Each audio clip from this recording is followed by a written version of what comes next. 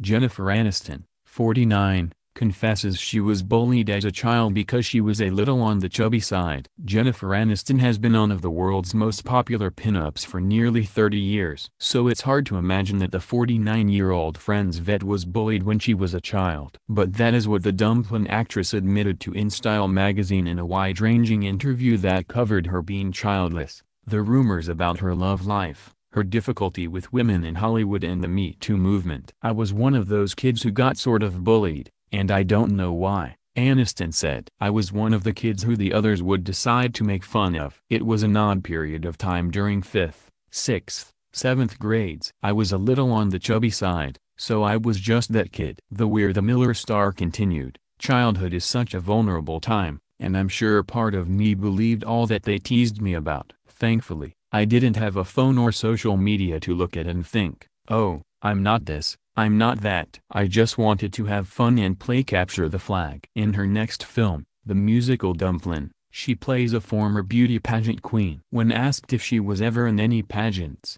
Aniston laughed, "That's hysterical. No. Do you know what I looked like as a kid? The truth is, that's all changing now. That's what this movie is all about. It's about redefining beauty and how we as a society interpret what beauty is. I love that the Miss America pageant is going to get rid of the swimsuit competition altogether." The Along Came Polly actress added, "A swimsuit body is a body in a swimsuit, no matter what that body is. It's time to just stop thinking beauty is in the shape of a size 4 and the right butt size and the right waist size and the right measurements. It's just old. We've done it. We've been there. Let's move on." The blonde bombshell, who is currently shooting Murder Mystery with Adam Sandler in Italy, also told the publication she has a new exercise routine.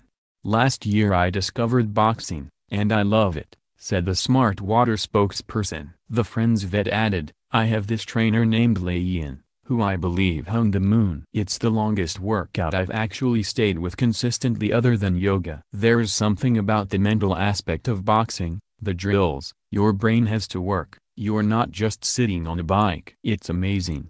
And it helps her deal with any frustration she may have. Boxing is a great way to get aggression out. You get a mental release of all this crap you're taking into your ears and eyes every day and have little fantasy moments imagining who you're actually punching," she said.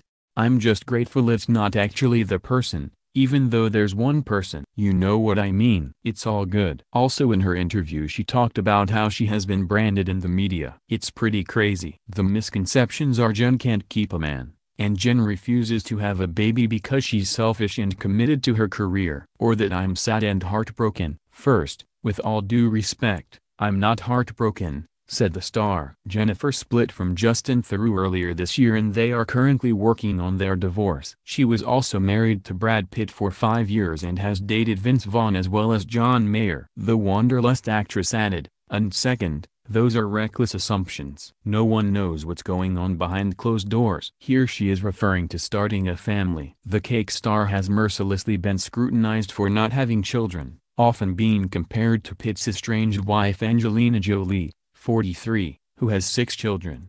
"No one considers how sensitive that might be for my partner and me," said the star. "They don't know what I've been through medically or emotionally," she added, hinting she may have had trouble conceiving. "There is a pressure on women to be mothers, and if they are not, then they're deemed damaged goods. Maybe my purpose on this planet isn't to procreate, maybe I have other things I'm supposed to do." As far as the pressure that comes with being in the spotlight so often, Aniston said she does have breakdowns, only they take place at home. "There are definitely moments of not being balanced and poised, but I do that all in my own personal space. For the most part I can sit back and laugh at the ridiculous headlines because they have gotten more and more absurd. I guess they're feeding into some sort of need the public has, but I focus on my work, my friends, my animals, and how we can make the world a better place. That other stuff is junk food that needs to go back in its drawer." The cover girl seemed to be in the mood for serious topics as she also touched on sexism. "I've definitely had my fair share of sexism in the media," Aniston said. "Women are picked apart and pitted against one another based on looks and clothing and superficial stuff. When a couple breaks up in Hollywood, it's the woman who is scorned. The woman is left sad and alone. She's the failure. F that. When was the last time you read about a divorced, childless man referred to as a spinster. As far as harassment in the workplace, Aniston revealed, "I've definitely had some sloppy moves made on me by other actors, and I handled it by walking away. I've never had anyone in a position of power make me feel uncomfortable and leverage that over me." And the siren said women have been worse to her. "In my personal experience, I've been treated worse verbally and energetically by some women in this industry." Aniston did not name names. And she is all for the new Time's Up movement. "It's long overdue. But we also need to be better at listening to one another. That includes men. They need to be part of this conversation. When everyone is mad and aggressive, people become too afraid to speak and there is no conversation." Same goes for politics. We need to include each other, to hear each other out. We can't stoop to the anger. Michelle Obama said it best, "When they go low, we go high." We should all be living by that if we want real progress. Murder mystery, about a married couple that become the suspects in the murder of a billionaire, will be released in 2019.